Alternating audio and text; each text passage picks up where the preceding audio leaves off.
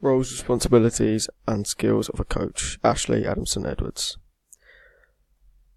What are the main factors of responsibilities in coaching is legal obligations.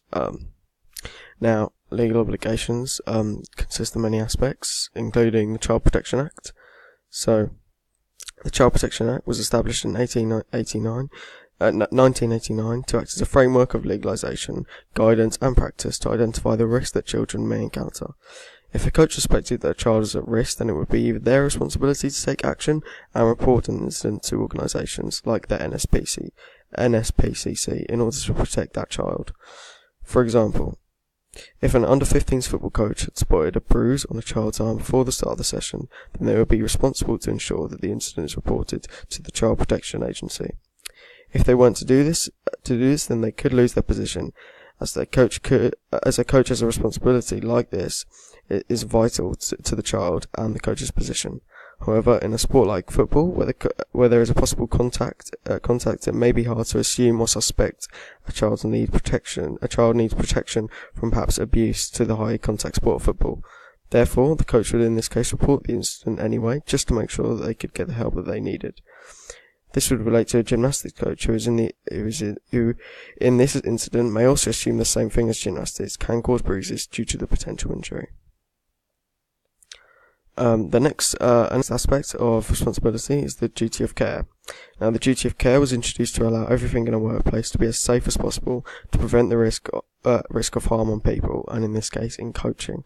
Therefore, a coach would be responsible to do this, especially at perhaps a low-level basketball, where the coach would have to ensure perhaps the environment a coaching session is located is completely clear of anything that would affect the care of the participants. Also, this could mean that a coach like a basketball coach needs to ensure that the details of the participant were secure and not easily accessible to other people that harm the care of the individual.